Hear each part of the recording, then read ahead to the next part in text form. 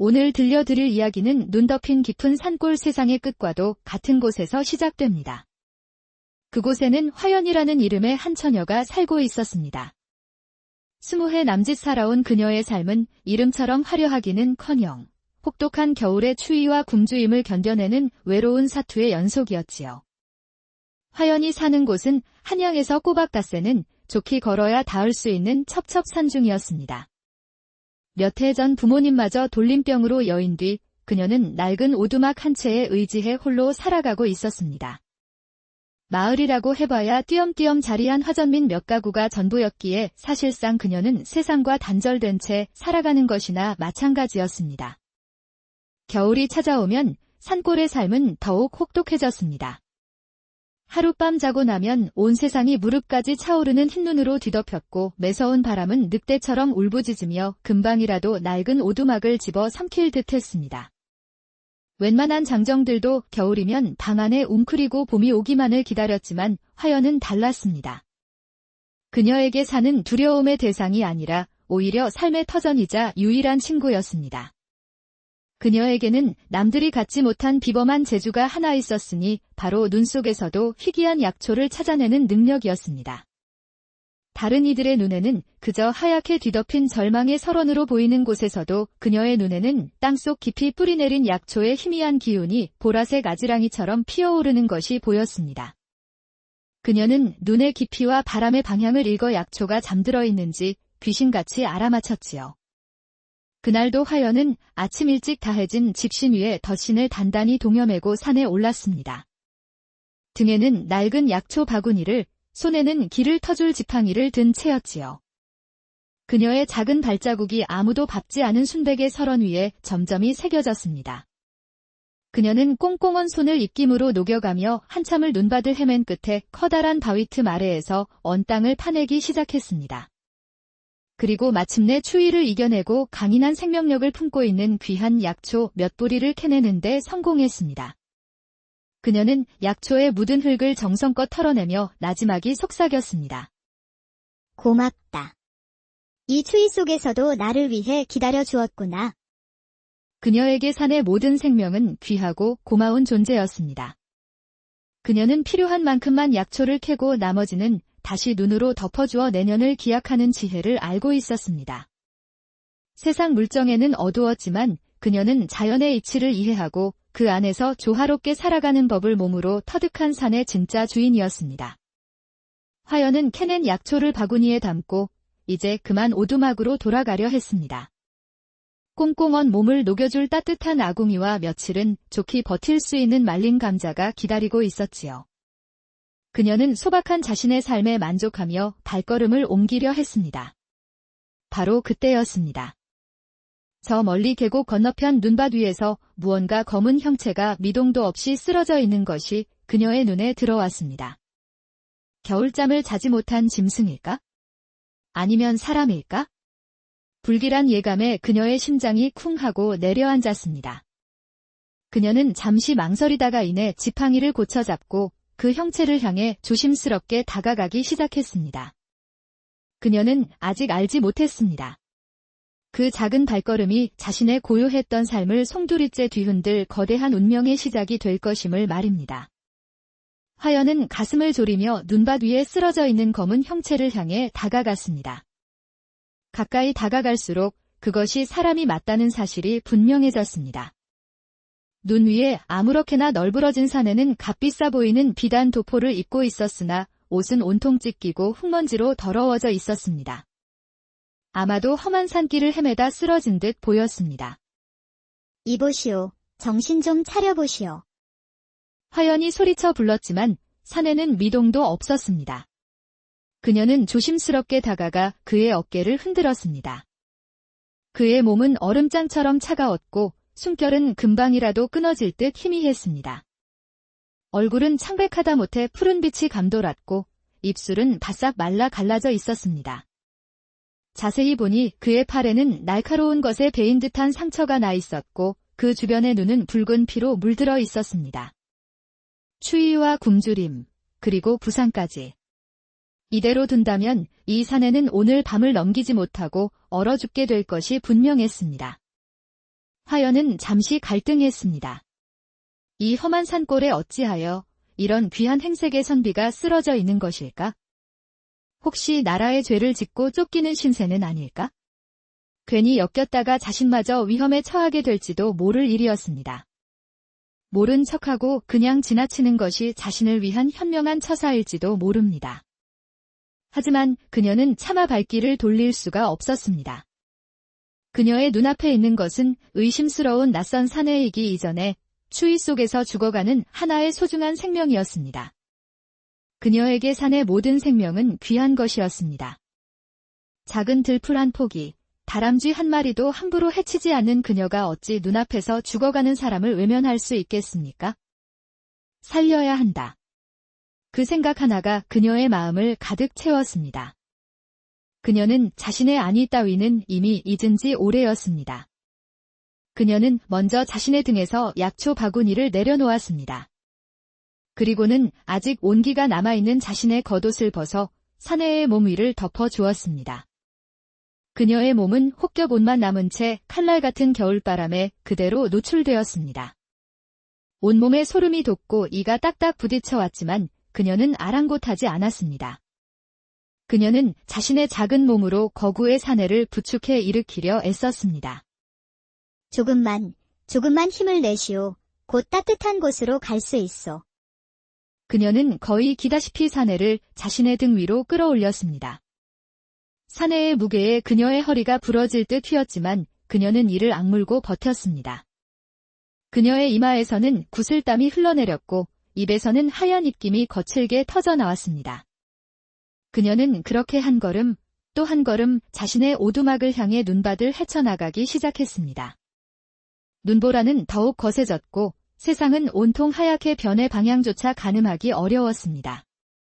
하지만 그녀는 포기하지 않았습니다. 그녀의 등 뒤에 엎인 것은 그저 한 명의 사내가 아니었습니다. 그것은 그녀가 지켜내기로 결심한 꺼져가는 생명의 무게였습니다. 눈보라는 한치 앞을 분간하기 어려울 정도로 거세졌습니다. 화연은 거의 본능에 의지해 자신의 오두막을 향해 나아갔습니다. 몇 번이나 눈밭에 미끄러져 넘어질 뻔했지만 그때마다 이를 악물고 버텼습니다. 만약 여기서 쓰러진다면 자신뿐만 아니라 등에 업은 사내까지도 함께 얼어 죽게 될 것이라는 것을 알았기 때문입니다. 얼마나 지났을까? 마침내 그녀의 눈에 저 멀리 눈 속에 파묻힌 채 굴뚝에서 희미한 연기를 피워 올리고 있는 익숙한 오두막의 모습이 들어왔습니다. 그녀는 마지막 남은 힘을 다해 오두막을 향해 비틀거리며 걸어갔습니다. 오두막에 도착한 그녀는 거의 탈진 상태였습니다. 그녀는 등에 업은 사내를 조심스럽게 방 안으로 옮겨 눕혔습니다. 그리고는 꽁꽁언 손으로 아궁이에 급히 장작을 더 넣어 불을 지폈습니다. 따뜻한 온기가 방 안에 퍼지자 비로소 그녀의 몸이 사시나무 떨듯 떨려오기 시작했습니다. 하지만 그녀는 쉴 틈이 없었습니다. 그녀는 먼저 사내에 젖고 더러워진 옷을 벗겨냈습니다. 그의 몸은 깡말라 있었고 곳곳에 긁히고 멍든 상처들이 가득했습니다. 화연은 조심스럽게 물수건으로 그의 몸을 닦아주고 팔에 난 상처에는 자신이 캐온 약초를 찧어 발라주었습니다. 그리고는 자신의 유일한 식량인 천장에 매달아 두었던 말린 감자 몇 개를 꺼내 솥에 넣고 푹 끓여 죽을 쑤었습니다. 구수한 감자죽 냄새가 방 안에 퍼져나갔습니다. 하지만 사내는 여전히 의식이 없었고 죽을 넘길 힘조차 없어 보였습니다. 화연은 잠시 고민하다가 큰 결심을 했습니다. 그녀는 사내의 곁에 조용히 누웠습니다. 그리고는 자신의 몸으로 얼음장처럼 차가운 사내의 몸을 꼭 껴안았습니다. 아직 온기가 남아있는 자신의 체온을 나누어 그의 얼어붙은 몸을 녹여주기 위함이었습니다. 낯선 사내의 몸에 자신의 몸을 맞대는 것은 처녀의 몸으로서는 참으로 부끄럽고 수치스러운 일이었을지도 모릅니다. 하지만 그녀의 마음속에는 어떤 사사로운 감정도 없었습니다. 오직 꺼져가는 생명을 살려야 한다는 순수하고 절박한 마음뿐이었습니다. 그녀는 그렇게 밤이 새도록 사내의 곁을 지켰습니다. 간간히 그의 입술에 따뜻한 감자죽을 흘려 넣어주고 식어가는 몸을 자신의 온기로 다시 덮여주기를 반복했습니다. 그녀의 등 뒤에서는 매서운 겨울바람이 오두막의 문틈을 비집고 들어와 울부짖었습니다. 하지만 오두막 안 두 사람이 누워있는 작은 공간만큼은 세상 그 어디보다도 따뜻하고 고요한 온기로 가득 차 있었습니다. 화연은 자신의 모든 것을 내어주고 있었습니다. 자신의 마지막 식량, 자신의 유일한 안식처, 그리고 자신의 소중한 체온까지. 그것은 어떤 계산도 대가도 바라지 않는 순수한 생명에 대한 존중이자 숭고한 희생이었습니다. 이틀 밤낮에 걸친 화연의 정성 어린 간호 덕분에 사내는 마침내 고비를 넘겼습니다. 그의 숨결은 점차 안정을 되찾았고 잿빛이었던 얼굴에도 희미하게 남아 혈색이 돌기 시작했습니다. 하지만 그는 여전히 깊은 잠에서 깨어나지 못하고 있었습니다. 화연은 사내가 입고 있던 찢기고 더러워진 비단 도포를 꿰매주기 위해 바늘과 실을 들었습니다. 그러다 그녀는 도포의 안쪽 깊숙한 곳에 무언가 딱딱하고 묵직한 것이 들어있는 것을 발견했습니다. 호기심에 손을 넣어보니 그것은 기름종이로 여러 겹 꽁꽁 싸매진 두툼한 문서 뭉치였습니다. 그녀는 조심스럽게 그것을 꺼내 들었습니다. 기름종이는 군데군데 달아있었고 붉은 피가 묻어 굳어 있었습니다. 이 사내가 목숨을 걸고 지켜온 물건임이 분명했습니다. 화연은 그를 몰랐습니다. 그녀에게 종이에 쓰인 검은 글씨들은 그저 기이한 그림처럼 보일 뿐이었습니다. 하지만 그녀는 직감했습니다. 이 문서가 이 사내의 운명을 좌우할 아주 중요한 물건이라는 것을. 그리고 그를 쫓는 자들이 노리는 것 또한 바로 이 문서일 것이라는 것을 말입니다. 그녀는 문서를 다시 품속에 넣어 두어야 할지 아니면 따로 안전한 곳에 보관해야 할지 잠시 고민했습니다. 만약 누군가 이 오두막을 덮치기라도 한다면 사내는 물론이고 이 문서마저 위험해질 것이었습니다. 화연은 잠시 생각한 끝에 문서를 들고 방 한구석으로 갔습니다. 그곳에는 그녀가 땔감으로 쓰기 위해 쌓아둔 마른 장작더미가 있었습니다. 그녀는 장작더미의 가장 아랫부분, 눈에 잘 띄지 않는 곳을 파내고 그 안에 문서 뭉치를 조심스럽게 숨겼습니다.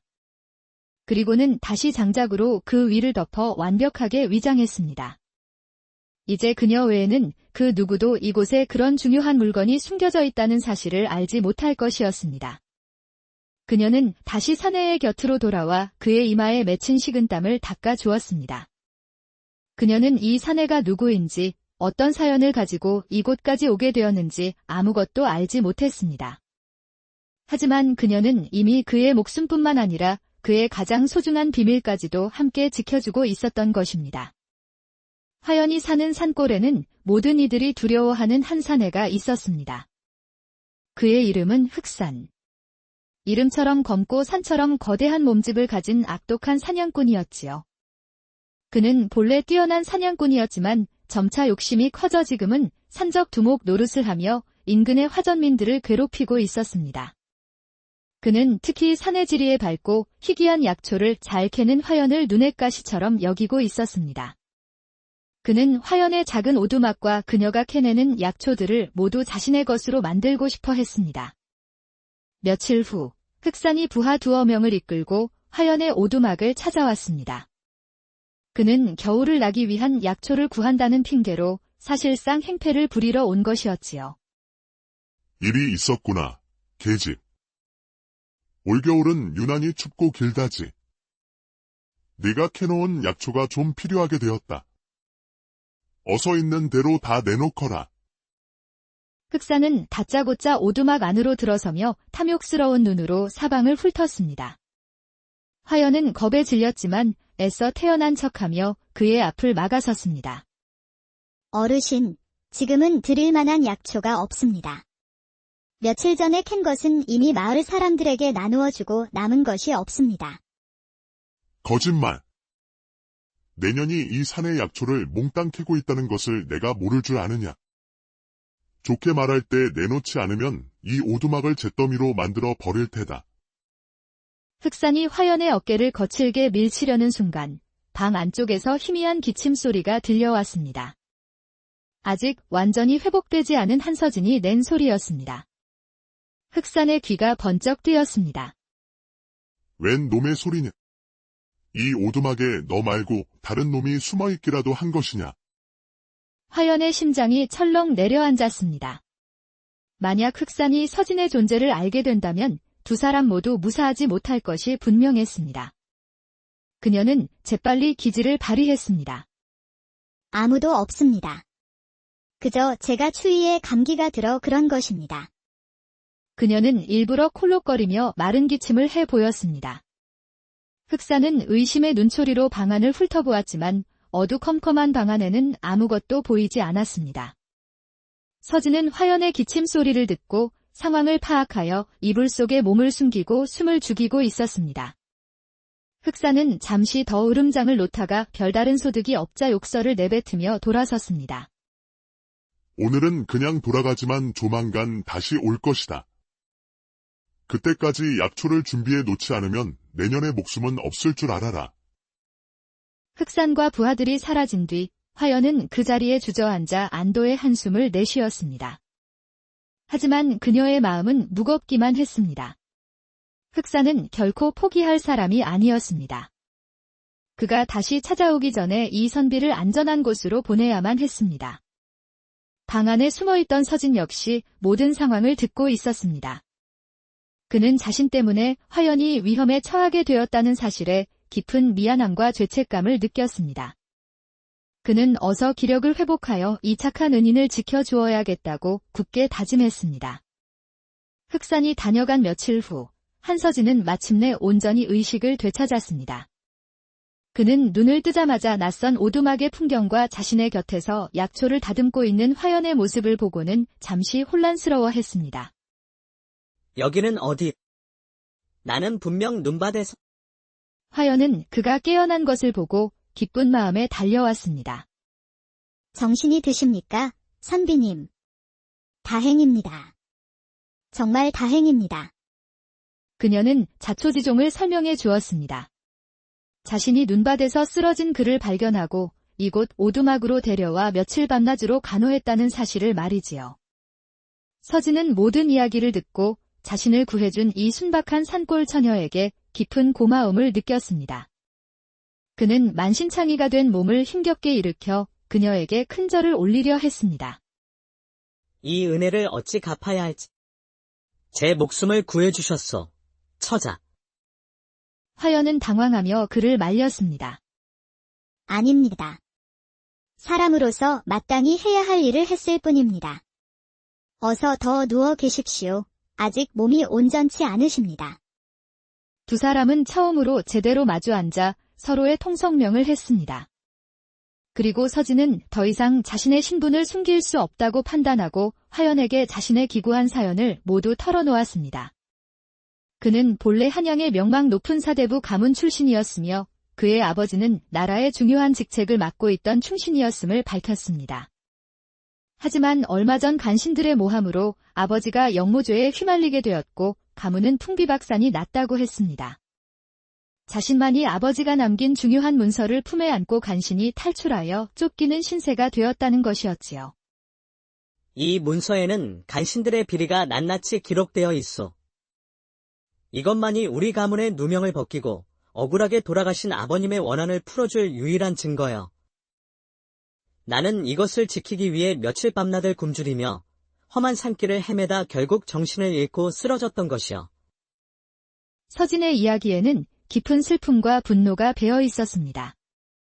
화연은 그의 사연을 들으며 함께 가슴 아파했습니다. 그녀는 비로소 자신이 구한 것이 단순한 나그네가 아니라 거대한 운명의 폭풍 한가운데에 서 있는 한 사내의 목숨이었음을 깨달았습니다. 그녀는 조심스럽게 자리에서 일어나 장작더미 속에 숨겨두었던 문서, 뭉치를 꺼내왔습니다. 이것이 선비님께서 말씀하시는 그 문서입니까? 서진은 자신의 목숨보다 소중한 문서가 무사한 것을 보고 다시 한번 화연에게 감사를 표했습니다. 그는 자신의 모든 것을 잃었다고 생각했는데 이 낯선 산골에서 자신의 목숨과 마지막 희망을 모두 지켜준 한 처녀를 만난 것입니다. 그는 화연의 때 묻지 않은 순수함과 따뜻한 마음씨에 깊이 감동했습니다.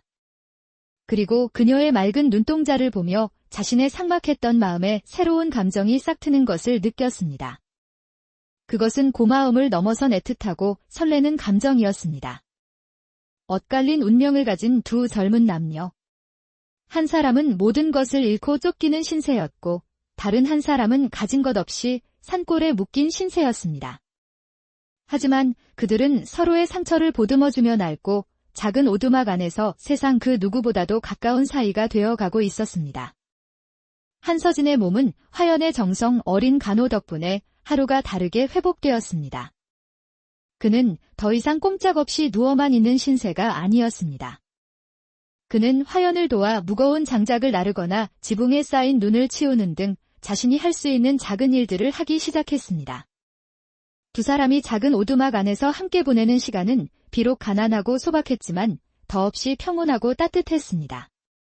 서진은 난생 처음으로 권력과 명예가 아닌 사람과 사람 사이의 진정한 온기를 느끼게 되었습니다. 그는 화연이 끓여주는 맛없는 감자죽을 세상 그 어떤 진수성찬보다도 맛있게 먹었고, 그녀가 들려주는 소박한 산골 이야기에 시간 가는 줄 모르고 귀를 기울였습니다. 화연 또한 마찬가지였습니다. 그녀는 평생을 홀로 외롭게 지내왔지만 서진이 온 뒤로 오두막은 웃음소리와 이야기 소리로 가득 찼습니다. 그녀는 서진이 들려주는 한양 이야기와 그가 읊어주는 아름다운 시구절들을 들으며 자신이 살던 좁은 산골 너머에 더 넓은 세상이 있다는 것을 알게 되었습니다. 그녀는 자신도 모르는 사이에 듬직하고 박식한 이 젊은 선비에게 마음을 빼앗기고 있었습니다. 두 젊은 남녀의 마음속에는 풋풋하고 애틋한 감정이 겨울의 새싹처럼 조용히 싹트고 있었습니다. 하지만 그들은 서로의 마음을 애써 모른 척했습니다. 그들의 앞에는 신분의 차이와 현실의 벽이라는 넘기 힘든 거대한 산이 가로놓여 있었기 때문입니다. 어느덧 겨울의 끝자락이 보이고 산의 눈이 조금씩 녹기 시작했습니다. 서진은 이제 한양으로 돌아가 자신의 싸움을 다시 시작해야 할 때가 되었음을 직감했습니다. 이 평온한 오두막에 마냥 머무를 수만은 없는 노르디였습니다. 떠나기 전날 밤, 서진은 화연과 함께 아궁이 앞에 나란히 앉아 타오르는 불꽃을 바라보고 있었습니다. 무거운 침묵 끝에 서진이 먼저 입을 열었습니다. 화연 낭자, 나는 이제 떠나야 하오. 화연은 올 것이 왔다는 듯 담담하게 고개를 끄덕였습니다. 하지만 그녀의 눈가에는 어느새 촉촉한 이슬이 맺혀 있었습니다. 서진은 그런 그녀의 모습을 보며 가슴이 미어지는 듯한 아픔을 느꼈습니다. 그는 화연의 손을 조심스럽게 잡았습니다. 그녀의 손은 약초를 캐고 굳은 일을 하느라 거칠었지만 그 어떤 비단보다도 따뜻하고 소중하게 느껴졌습니다. 나는 결코 낭자의 은혜를 잊지 않을 것이여. 한양으로 돌아가 이 문서로 가문의 누명을 벗고 모든 것을 바로잡은 뒤 반드시 이곳으로 다시 돌아오겠소. 그의 목소리는 굳은 결의에 차 있었습니다. 그리고 그때가 되면 나는 낭자에게 진 이 목숨 빚을 내 평생을 바쳐 갚을 것이여. 부디 나를 믿고 기다려 주시오. 그것은 단순한 약속이 아니었습니다. 그것은 그녀에게 전하는 그의 진심 어린 고백이었습니다. 화연은 더 이상 눈물을 참지 못하고 고개를 숙인 채 조용히 눈물을 흘렸습니다. 그녀는 아무 말도 하지 않았지만 서진은 그녀의 침묵이 기다리겠다는 대답임을 알 수 있었습니다. 두 사람은 타오르는 불꽃 앞에서 말없이 서로의 손을 잡고 있었습니다. 오두막 밖에서는 겨울의 마지막 바람이 불고 있었습니다. 그것은 곧 다가올 이별의 아쉬움이자 봄과 함께 찾아올 새로운 희망을 예고하는 소리였습니다. 두 사람의 겨울은 그렇게 애틋한 약속과 함께 저물어가고 있었습니다. 한서진이 떠나기 바로 전날, 화연은 마을에 사는 늙은 노파에게 작은 안부를 전하기 위해 그녀의 집을 찾았습니다. 그 노파는 마을에서 가장 나이가 많은 이로 때때로 알 수 없는 말을 중얼거려 사람들이 미친 노파라 수군거리기도 했지만 화연에게는 늘 따뜻하게 대해주는 유일한 이웃이었습니다. 화연이 약초와 작은 감자 몇 알을 들고 찾아가자 노파는 그녀를 반갑게 맞아주었습니다. 그런데 노파는 화연의 얼굴을 보자마자 기이한 미소를 지으며 말했습니다. 어허, 우리 강아지 얼굴에 복사꽃이 피었구나. 좋은 인연을 만난 게로구나. 화연은 뜨끔하여 얼굴을 붉혔습니다. 노파가 서진의 존재를 알고 있는 것 같아 덜컥 겁이 났기 때문입니다. 무슨 말씀이세요, 할머니? 저는 늘 혼자인거려. 화연이 애써 시치미를 떼자 노파는 껄껄 웃으며 그녀의 손을 잡았습니다. 주름지고 앙상한 손이었지만 그 힘은 이상하게도 강했습니다. 노파는 화연의 귓가에 나지막하지만 또렷한 목소리로 속삭였습니다. 숨길 것 없다. 다 안다. 한양에서 귀한 손님이 왔지? 가문에 칼바람이 불어 겨우 목숨만 건져 날아온 봉황새 한 마리가 내 오두막에 깃들었더구나. 화연은 너무나도 놀라 아무 말도 할 수 없었습니다. 이 노파는 대체 어디까지 알고 있는 것일까? 그녀는 혹시 노파가 이 사실을 다른 곳에 발설할까 봐 두려워졌습니다. 그런 그녀의 마음을 읽기라도 한 듯 노파는 화연의 손을 토닥이며 말했습니다. 걱정 마라. 이 늙은이의 입은 창근의 바위보다 무거운 법나는 그저 내게 복이 찾아온 것이 기특할 뿐이다. 그리고는 알 수 없는 예언과도 같은 말을 덧붙였습니다. 잘 들어라, 아가. 내가 올겨울 내 가슴에 품은 그 씨앗이 봄이 되면 반드시 청금이 되어 돌아올 것이다. 추운 겨울을 이겨낸 온기만이 진정한 황금을 피워내는 법이니라. 겨울에 품은 씨앗이 봄에 청금이 되어 돌아온다. 화연은 그 말의 의미를 도무지 알 수 없었습니다. 그저 늙은이의 잠꼬대 같은 소리라고 생각했지요. 그런데 노파는 마지막으로 더욱 기이한 말을 남겼습니다. 그녀는 화연의 귓가에 더욱 가까이 다가와 거의 들리지 않을 만큼 작은 목소리로 속삭였습니다. 내가 구한 그 선비, 한씨 가문의 핏줄이더냐? 허허, 인연이란 참으로 묘하구나. 이 늙은이도 젊은 시절 그 댁 대감마님께 작은 은혜를 입은 적이 있었지. 그분은 참으로 옳고 인정 많은 분이셨는데 그 핏줄이 이 험한 산골까지 흘러 들어왔을 줄이야? 노파는 그 말을 끝으로 더 이상 아무런 설명도 하지 않고 그저 먼 산만 바라볼 뿐이었습니다. 화연은 혼란스러운 마음으로 노파의 집을 나섰습니다. 노파의 예언과 그녀가 서진의 가문과 인연이 있었다는 사실, 모든 것이 수수께끼 같았지만 그녀는 왠지 모르게 그 노파의 말이 허투루 들리지 않았습니다. 한서진은 화연의 따뜻한 보살핌 속에서 몸과 마음의 안정을 찾아갔지만 그들의 평화는 오래가지 못했습니다. 산의 악당, 흑산의 그림자가 다시 그들의 오두막 위로 드리워지기 시작한 것입니다. 흑산은 지난번 화연의 오두막에서 들었던 희미한 기침 소리를 잊지 않고 있었습니다. 그는 화연이 무언가를 숨기고 있다고 굳게 믿었고 그 비밀을 파헤치기 위해 혈안이 되어 있었지요. 그는 자신의 부하들을 시켜 밤낮으로 화연의 오두막 주위를 감시하게 했습니다. 며칠간의 감시 끝에 흑산의 부하 하나가 결정적인 흔적을 발견했습니다. 바로 오두막 근처 눈밭에 찍힌 낯선 사내의 발자국이었습니다. 화연의 작은 발자국 옆에 나란히 찍힌 훨씬 크고 깊은 발자국. 그것은 명백히 다른 누군가가 이 오두막에 함께 기거하고 있다는 증거였습니다. 역시 내 짐작이 맞았어. 그 계집이 사내 놈을 숨겨두고 있었구나. 보고를 받은 흑사는 회심의 미소를 지었습니다. 그는 화연이 숨겨둔 사내가 필시 한양에서 도망쳐온 부잣집 도련님이거나 현상금이 걸린 범죄자일 것이라 짐작했습니다. 그렇다면 그의 몸에는 분명 값나가는 물건이나 돈이 있을 것이 분명했습니다. 흑산의 탐욕스러운 눈이 번뜩였습니다.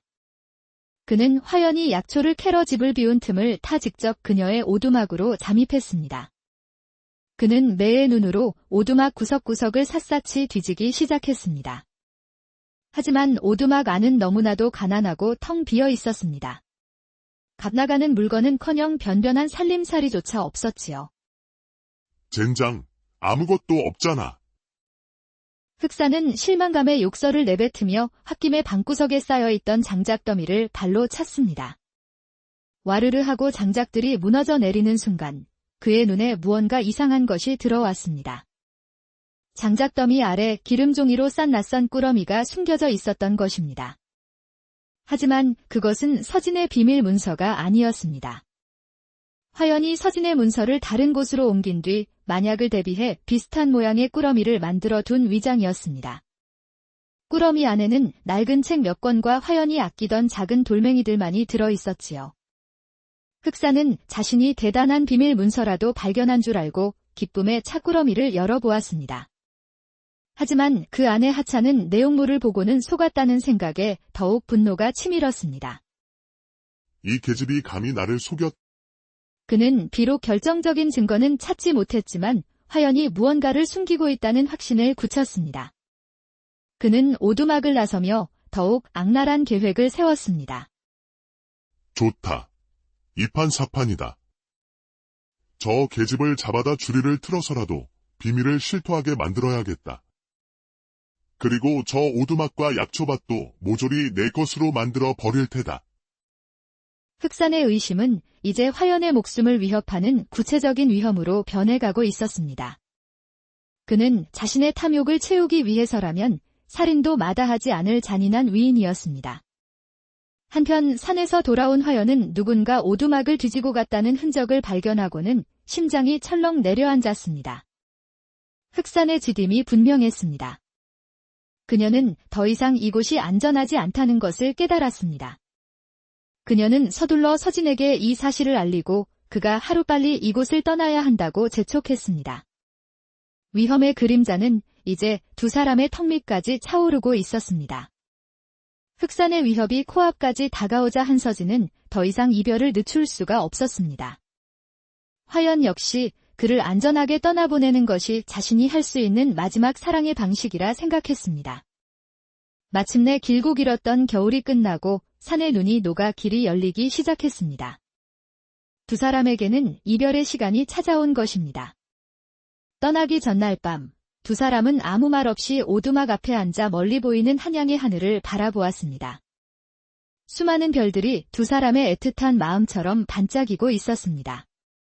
다음 날 새벽, 서진은 떠날 채비를 마쳤습니다. 화연은 밤새 정성껏 싼 주먹밥과 기력을 보충해줄 약초를 그의 품에 안겨주었습니다. 그녀는 애써 눈물을 참으며 덤덤한 목소리로 말했습니다. 부디 몸 조심하십시오. 저는 괜찮으니 제 걱정은 마시고 선비님의 큰 뜻을 이루는 데만 힘쓰십시오. 서진은 그런 그녀의 모습을 보며 가슴이 미어졌습니다. 그는 품에서 아버지가 유품으로 남겨주신 낡은 부탄 자루를 꺼내 그녀의 손에 쥐어주었습니다. 이것은 나에게 가장 소중한 물건이여. 트랜스크리프트 커트. 어디서 이런 썩은 뿌리 쪼가리를 가져와서 약이라고 파는 게요. 썩 물러가시오. 아무도 금선초의 진정한 가치를 알아보지 못했습니다. 그들의 눈에는 그것이 그저 흙 묻은 평범한 풀뿌리로만 보였던 것입니다. 화연의 마지막 희망마저 그렇게 덧없이 사라져가는 듯 했습니다. 화연이 절망에 빠져 저작거리 한복판에 멍하니 서 있을 때였습니다. 마침 그곳을 지나던 한 노인의 발걸음이 그녀의 앞에 멈춰 섰습니다. 그는 바로 한양에서 가장 크고 신망 있는 약재상 보원당의 행수, 박행수였습니다. 그는 평생을 약초와 함께 살아온 사람으로 흙냄새만 맡고도 약초의 종류와 효능을 알아맞힐 만큼 뛰어난 안목을 가진 이였습니다. 박행수는 우연히 화연의 손에 들린 기이한 약초 뿌리를 보게 되었습니다. 처음에는 그저 평범한 산삼의 한 종류이리라 생각했지만 가까이 다가가자 그는 자신의 눈을 의심해야 했습니다. 뿌리에서 뿜어져 나오는 맑고 깊은 기운, 그리고 그 표면에 희미하게 감도는 황금빛.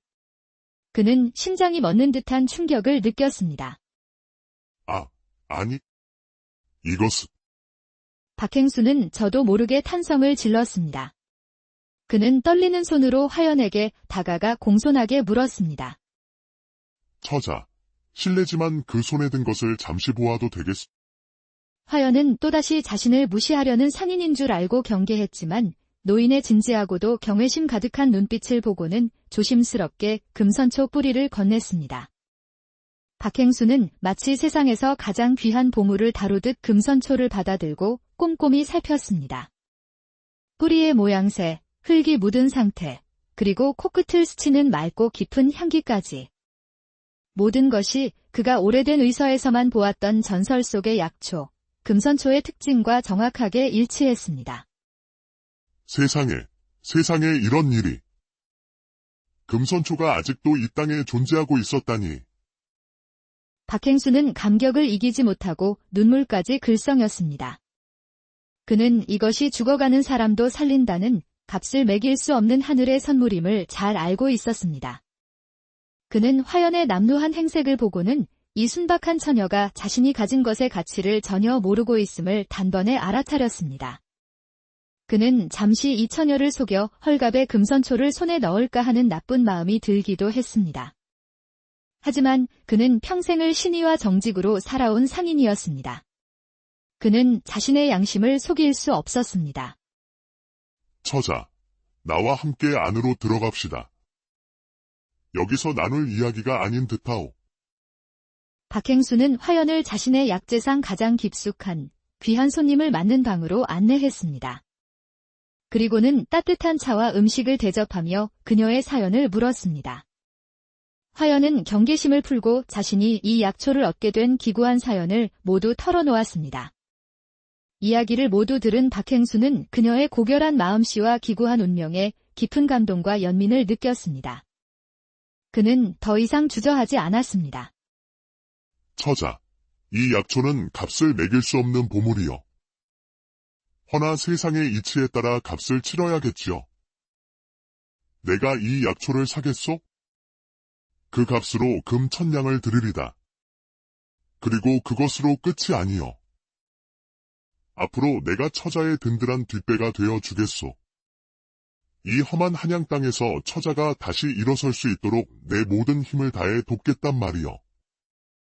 금 1000냥, 평생 들어본 적도 없는 거대한 돈이었습니다.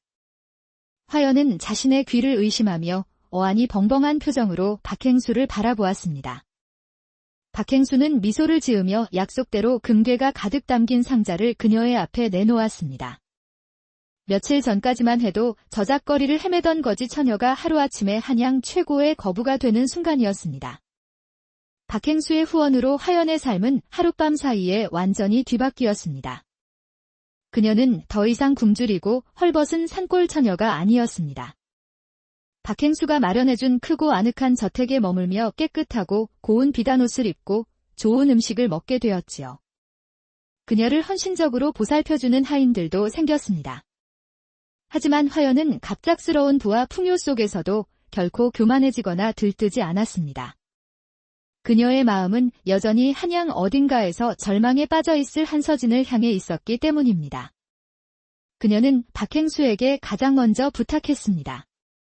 자신의 모든 재산을 써서라도 한서진이라는 선비를 찾아달라고 말이지요. 박행수는 그녀의 의리에 감탄하며 자신의 인맥을 총동원하여 사람을 풀어 서진의 행방을 수소문하기 시작했습니다. 같은 시각, 한서진은 모든 희망을 잃고 저작거리를 정처 없이 헤매고 있었습니다. 그는 며칠째 제대로 먹지도 자지도 못해 몰골이 말이 아니었습니다.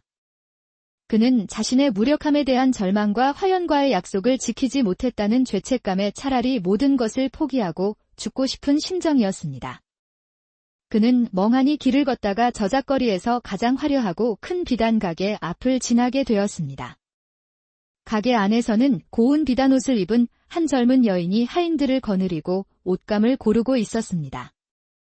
서진은 자신과는 너무나도 다른 저 화려한 세계의 사람들을 보며 더욱 깊은 박탈감과 비참함을 느꼈습니다. 그는 고개를 숙이고 그 자리를 빨리 지나치려 했습니다. 바로 그때였습니다. 서진 선비님. 어디선가 꿈속에서나 들을 법한 그리운 목소리가 들려왔습니다. 서진은 자신의 귀를 의심하며 고개를 들었습니다. 비단 가게 안에서 자신을 놀란 눈으로 바라보고 있는 여인. 비록 화려한 비단옷을 입고 고운 화장을 하여 처음에는 알아보지 못했지만 그 맑고 따뜻한 눈빛만은 자신이 평생 잊을 수 없는 바로 그 여인, 화연이었습니다. 화연 낭자. 서진 역시 자신의 눈을 의심했습니다. 깊은 산골에 순박했던 그 처녀가 어찌하여 저런 귀부인의 모습으로 한양 한복판에 있단 말인가? 이것은 혹시 굶주림에 지쳐꾸는 헛된 꿈은 아닐까? 두 사람은 수많은 사람들 속에서 마치 세상에 단둘만 남겨진 것처럼 서로를 멍하니 바라보았습니다. 그들의 눈에는 그리움과 놀라움, 그리고 반가움이 뒤섞여 있었습니다. 화연은 더 이상 참지 못하고 가게 밖으로 뛰쳐나와 서진의 앞에 섰습니다. 그의 초라하고 헬쑥한 모습에 그녀의 눈에서 뜨거운 눈물이 왈칵 쏟아졌습니다. 선비님, 어찌하여 일이 되셨습니까? 그동안 얼마나 고생이 많으셨습니까? 서진은 아무 말도 하지 못하고 그저 눈물을 흘리는 화연의 모습을 바라볼 뿐이었습니다. 엇갈린 길을 걷던 두 사람의 운명이 마침내 가장 극적인 순간에 가장 예상치 못한 모습으로 다시 만나게 된 것입니다. 한 사람은 모든 것을 잃고 절망의 나락에 떨어져 있었고, 다른 한 사람은 모든 것을 얻고 희망의 정점에 서 있었습니다. 그들의 운명은 완전히 뒤바뀌어 있었지만 서로를 향한 애틋한 마음만은 조금도 변하지 않았습니다. 운명의 재회는 그렇게 눈물 속에서 이루어지고 있었습니다. 화연은 주위의 시선도 아랑곳하지 않고 초라한 행색의 서진에게 다가가 그의 손을 잡았습니다. 그녀의 따뜻한 손길에 서진은 비로소 이것이 꿈이 아닌 현실임을 깨달았습니다. 그는 부끄러움과 미안함에 고개를 들지 못했습니다. 낭자 앞에 면목이 없소? 나는 결국 아무것도 이루지 못했소. 낭자와의 약속도 지키지 못했소. 화연은 고개를 저으며 그의 손을 더욱 꽉 잡았습니다. 아닙니다. 선비님. 고개를 드십시오. 이제부터 시작하면 됩니다. 아니, 이제부터는 제가 선비님을 돕겠습니다. 그녀의 목소리는 더 이상 가냘픈 산골 처녀의 것이 아니었습니다. 그 안에는 자신감과 사랑하는 사람을 지키려는 굳은 의지가 담겨 있었습니다.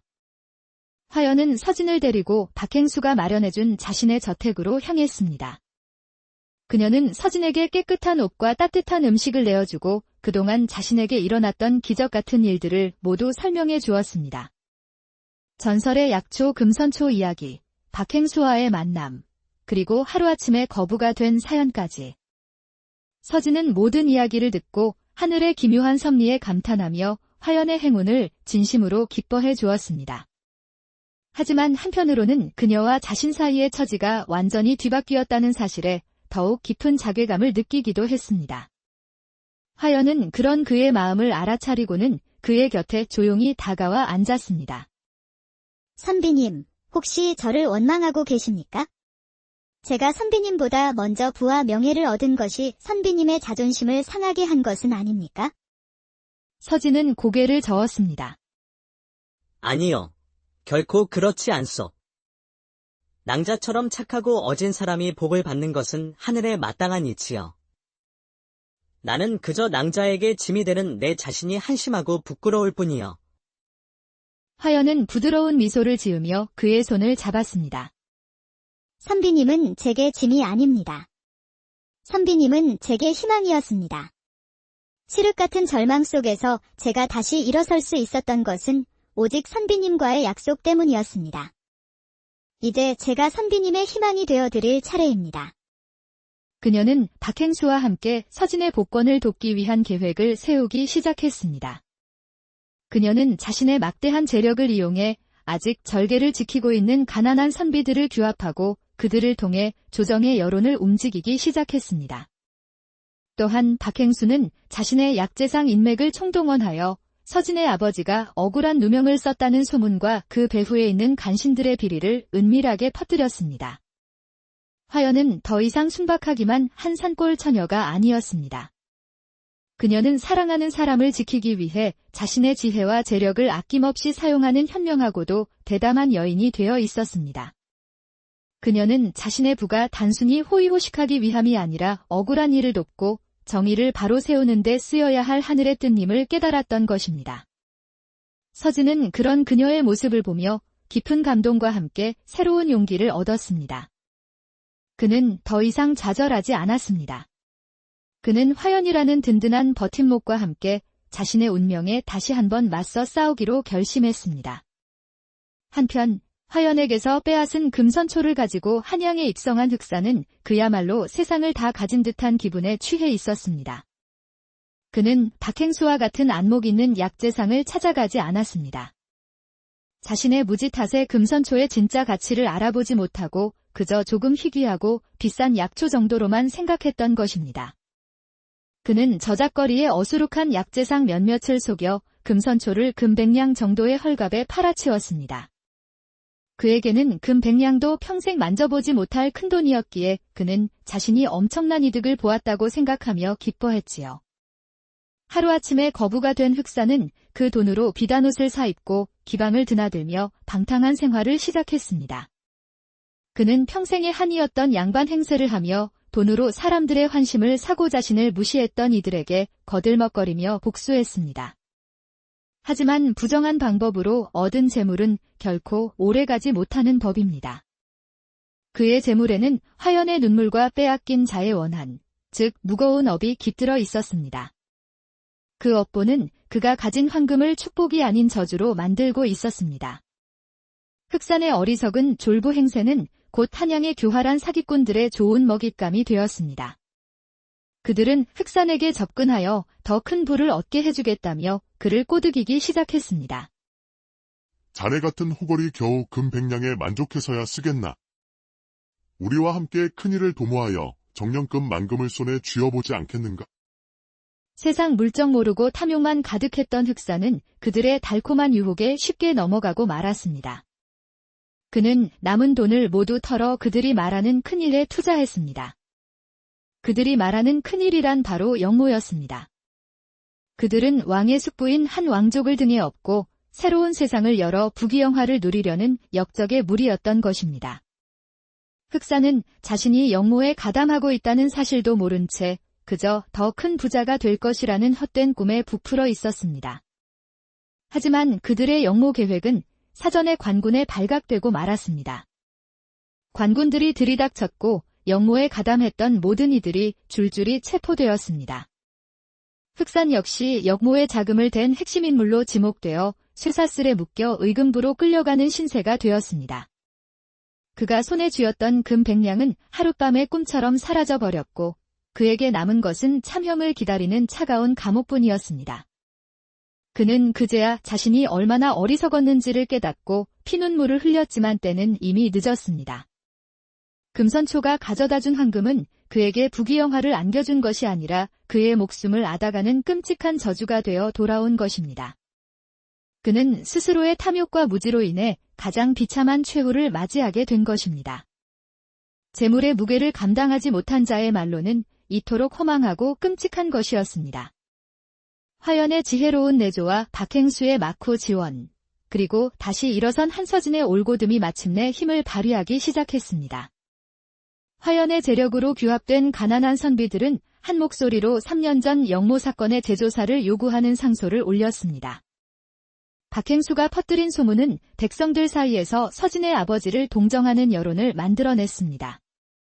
또한 서진은 자신의 아버지가 남긴 비밀 문서를 바탕으로 간신들의 비리를 조목조목 파헤친 경문을 작성하여 대궐 문 앞에 붙였습니다.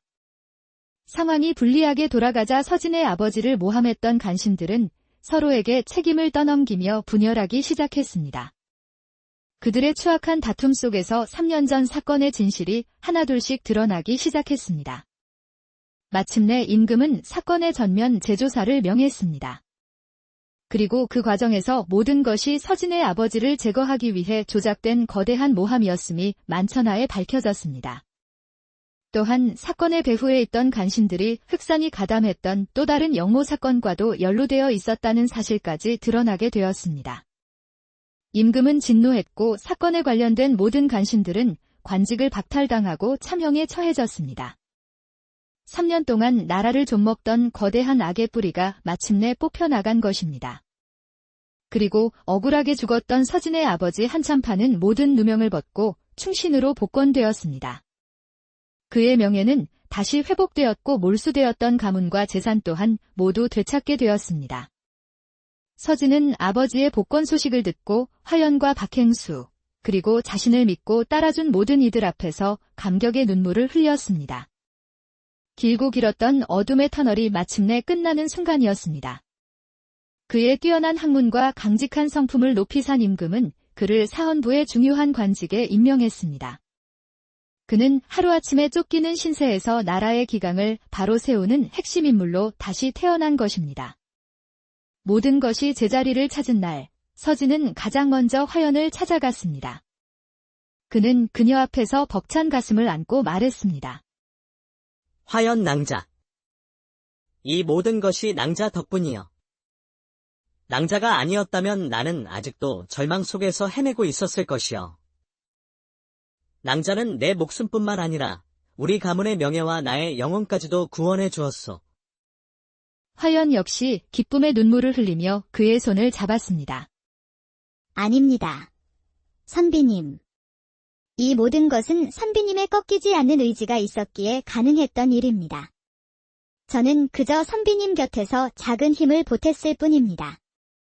두 사람은 서로를 마주보며 환하게 웃었습니다. 그것은 온갖 시련과 역경을 이겨낸 진정한 승리자의 미소였습니다.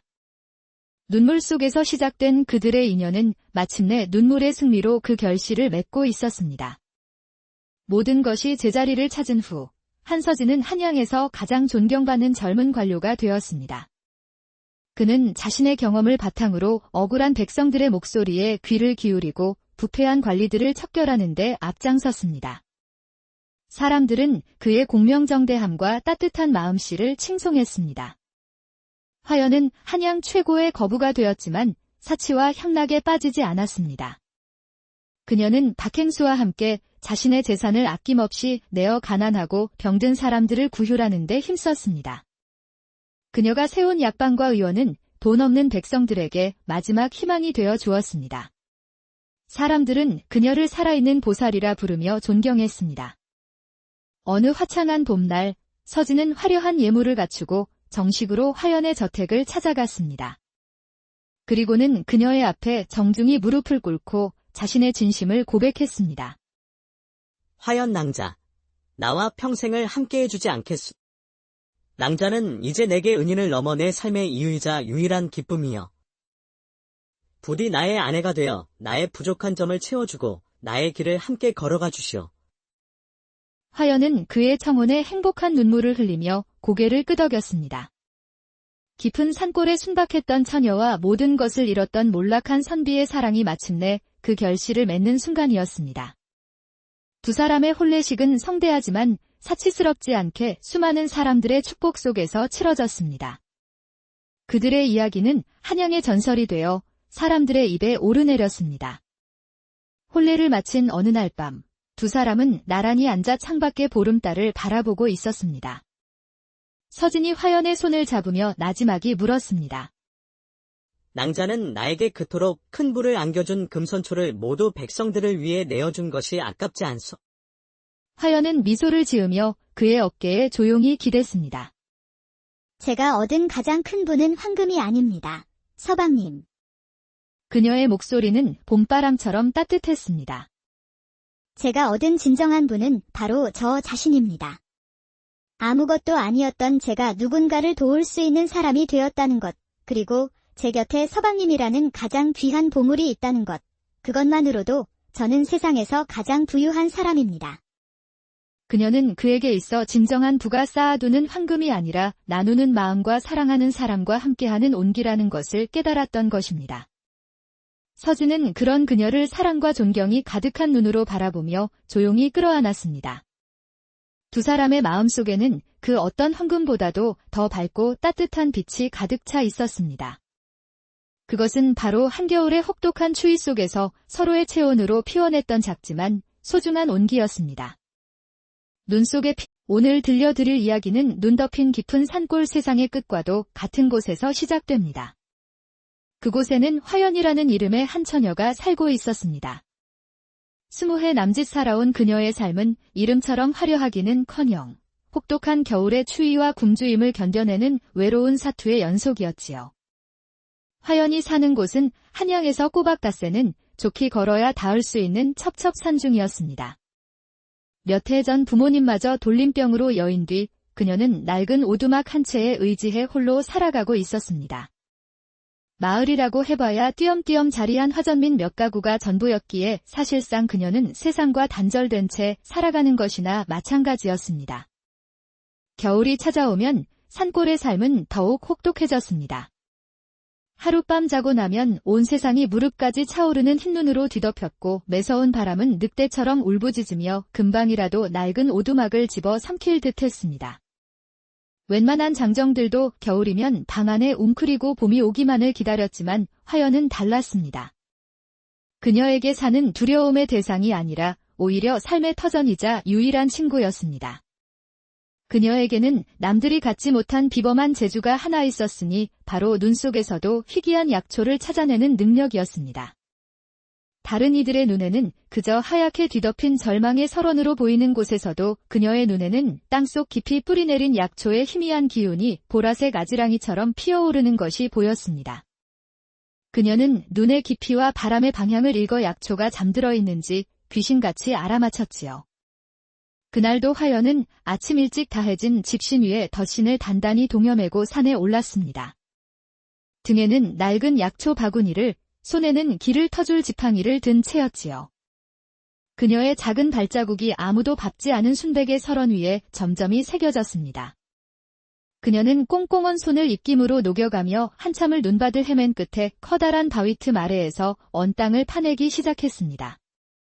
그리고 마침내 추위를 이겨내고 강인한 생명력을 품고 있는 귀한 약초 몇 뿌리를 캐내는 데 성공했습니다. 그녀는 약초에 묻은 흙을 정성껏 털어내며 나지막이 속삭였습니다. 고맙다. 이 추위 속에서도 나를 위해 기다려 주었구나. 그녀에게 산의 모든 생명은 귀하고 고마운 존재였습니다. 그녀는 필요한 만큼만 약초를 캐고 나머지는 다시 눈으로 덮어주어 내년을 기약하는 지혜를 알고 있었습니다. 세상 물정에는 어두웠지만 그녀는 자연의 이치를 이해하고 그 안에서 조화롭게 살아가는 법을 몸으로 터득한 산의 진짜 주인이었습니다. 화연은 캐낸 약초를 바구니에 담고 이제 그만 오두막으로 돌아가려 했습니다. 꽁꽁언 몸을 녹여줄 따뜻한 아궁이와 며칠은 좋게 버틸 수 있는 말린 감자가 기다리고 있었지요. 그녀는 소박한 자신의 삶에 만족하며 발걸음을 옮기려 했습니다. 바로 그때였습니다. 저 멀리 계곡 건너편 눈밭 위에서 무언가 검은 형체가 미동도 없이 쓰러져 있는 것이 그녀의 눈에 들어왔습니다. 겨울잠을 자지 못한 짐승일까? 아니면 사람일까? 불길한 예감에 그녀의 심장이 쿵 하고 내려앉았습니다. 그녀는 잠시 망설이다가 이내 지팡이를 고쳐잡고 그 형체를 향해 조심스럽게 다가가기 시작했습니다. 그녀는 아직 알지 못했습니다. 그 작은 발걸음이 자신의 고요했던 삶을 송두리째 뒤흔들 거대한 운명의 시작이 될 것임을 말입니다. 화연은 가슴을 졸이며 눈밭 위에 쓰러져 있는 검은 형체를 향해 다가갔습니다. 가까이 다가갈수록 그것이 사람이 맞다는 사실이 분명해졌습니다. 눈 위에 아무렇게나 널브러진 산에는 값비싸 보이는 비단 도포를 입고 있었으나 옷은 온통 찢기고 흙먼지로 더러워져 있었습니다. 아마도 험한 산길을 헤매다 쓰러진 듯 보였습니다. 이보시오. 정신 좀 차려보시오. 화연이 소리쳐 불렀지만 산에는 미동도 없었습니다. 그녀는 조심스럽게 다가가 그의 어깨를 흔들었습니다. 그의 몸은 얼음장처럼 차가웠고 숨결은 금방이라도 끊어질 듯 희미했습니다. 얼굴은 창백하다 못해 푸른 빛이 감돌았고 입술은 바싹 말라 갈라져 있었습니다. 자세히 보니 그의 팔에는 날카로운 것에 베인 듯한 상처가 나 있었고 그 주변의 눈은 붉은 피로 물들어 있었습니다. 추위와 굶주림, 그리고 부상까지. 이대로 둔다면 이 산에는 오늘 밤을 넘기지 못하고 얼어 죽게 될 것이 분명했습니다. 화연은 잠시 갈등했습니다. 이 험한 산골에 어찌하여 이런 귀한 행색의 선비가 쓰러져 있는 것일까? 혹시 나라의 죄를 짓고 쫓기는 신세는 아닐까? 괜히 엮였다가 자신마저 위험에 처하게 될지도 모를 일이었습니다. 모른 척하고 그냥 지나치는 것이 자신을 위한 현명한 처사일지도 모릅니다. 하지만 그녀는 차마 발길을 돌릴 수가 없었습니다. 그녀의 눈앞에 있는 것은 의심스러운 낯선 사내이기 이전에 추위 속에서 죽어가는 하나의 소중한 생명이었습니다. 그녀에게 산의 모든 생명은 귀한 것이었습니다. 작은 들풀 한 포기, 다람쥐 한 마리도 함부로 해치지 않는 그녀가 어찌 눈앞에서 죽어가는 사람을 외면할 수 있겠습니까? 살려야 한다. 그 생각 하나가 그녀의 마음을 가득 채웠습니다. 그녀는 자신의